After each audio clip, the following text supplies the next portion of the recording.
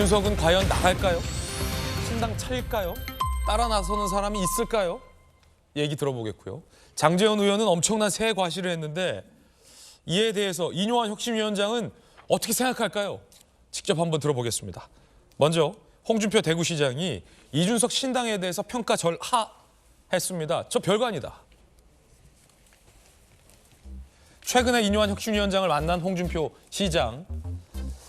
지금 윤석열 정권은 대구시 정책을 전폭적으로 밀어주고 있고 이준석은 대구와 전혀 연구가 없다. 유승민은 배신자.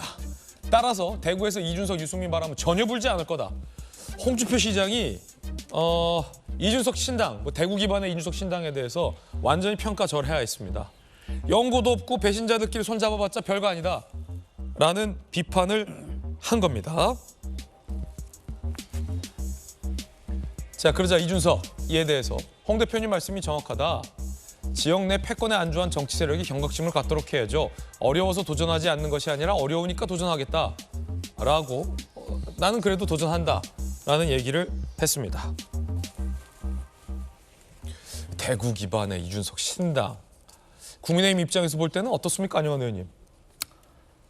일단 신당이 만들어질지 일단 전제는 그런 거겠죠. 신당이 만들어질 것인가, 만들어진다면 어떻게 이루어질 것인가, 그럼 그게 파급 효과는 어떻게 될 것인가, 이걸 이제 판단해야 되는데 일단 현재로서는 강을 넘어갔다, 건넜다 이런 생각이 듭니다. 물론 막판에 정치라는 게 알 수가 없기 때문에 막판에 어떤 화이처 시처가 나올지는 모르겠습니다만은 그러면 이제 당을 만들면은 당이란 건 이렇거든요. 기본적으로 이념이 있어야 되는 겁니다. 이념을 바탕 정책이 있어야 되는 겁니다. 그다음에 그 정책과 이념을 실현할 수 있는 인물 네트워크가 있어야 되는 거예요. 그다음에 이제는 요즘 뭐 많이 들지 않습니다만 자금이 필요합니다. 과연 지금 이준석 신당이 이념이 명확히 지금 드러난 것도 없습니다. 정책도 뭐 없습니다. 인물도 지금 이제 구성해가는 과정이지만은 어떻게 될지 모르겠습니다만 아직 두드러지지 않아요. 게다가 자금, 사실 이런 문제에서 굉장히 어려움에 봉착할 것 같고요. 이제 홍준표 지사 시장이 이야기했습니다만 대구 경북에서의 성공 가능성. 사실 이준석 전 대표에 대한 거부감이 보수 세력, 우파 진영 내에서는 굉장히 큽니다. 굉장히 크기 때문에 특히 이제 대구 경북은 우파 또 보수 진영의 아성 아닙니까? 거기에서 성공할 가능성은 저는 거의 없다고 보여집니다. 다만 수도권에서의 젊은 층들 또는 호남 보수 세력한테는 일정 부분 지분을 가지고 있는 것도 인정을 해야 되는 겁니다. 그래서 수도권 선거에 영향을 미칠 수밖에 없습니다. 그렇기 때문에 현재 여당 내에서는 대구 경북이 걱정이 아니라 수도권 선거에 얼마만큼 영향을 미칠 것인가 이걸 고민할 수밖에 없는 상황이고요. 그러나 이제 지금 한국 정치에서 양당 체제, 사실 독과점 시스템입니다. 저는 이준석 대표가 이념에 안주한 패권 세력의 경각심, 전 그 말은 공감을 합니다. 이념에 안주해서, 지역에 안주해서 패권 세력화 되고 있는 자들에 대한 경각심을 주겠다. 그건 저 인정합니다. 필요합니다. 그러나 그것이 한국 정치의 현재 양대 현재 기득권 세력화되어 있는 또는 카르텔 형성된 이걸 깰 수 있을 것인가는 저는 의문이고요. 어찌됐든 양당이 혁신을 하고 또 바꿔나가고 국민들에게 새로운 모습을 보여준다면 이준석 신당 이야기가 나오지도 않을 겁니다. 역으로 본다면요. 그래서 양당의 현재부터 지금으로부터의 변화가 이준석 신당을 어떻게 만들 것인가 영향을 미칠 것이라고 생각이 됩니다. 굉장히 공감되는 부분이 정당을 만든다는 것은 그 정당이 표방하는 선명한 혹은 이념성이 있어야 되는데 오늘 동아일보의 정용관 논설실장이 쓴 칼럼을 보면 이준석 신당의 이념 노선은 현 정권에 대한 복수심이다.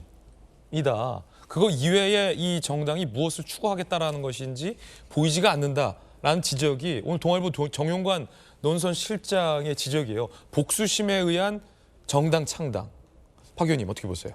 저는 일단 그 대구에서 바람이 불 가능성이 있다고 생각합니다. 아, 그래요? 예, 대구에서 바람 불 거다? 2016년에 김부겸 의원이 당선된 적이 있잖아요. 그때도 정말 보수의 아성 같은 데인데 가서 고생해서 당선이 됐어요.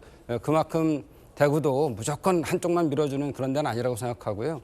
그다음에 이준석 대표가 젊고 파격적이고 개혁적인데 이 사람이 결국은 다 보면 보수잖아요. 그러니까 다시 표현하면 개혁적 보수입니다.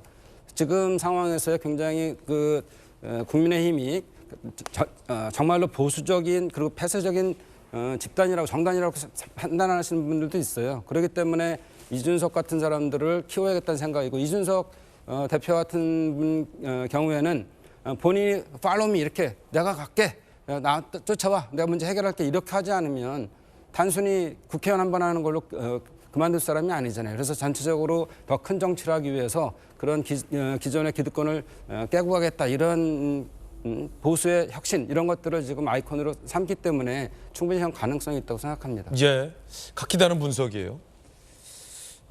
현재 이준석 전 대표의 무기는 기본적으로 나이입니다. 그다음에 언어 구사력입니다.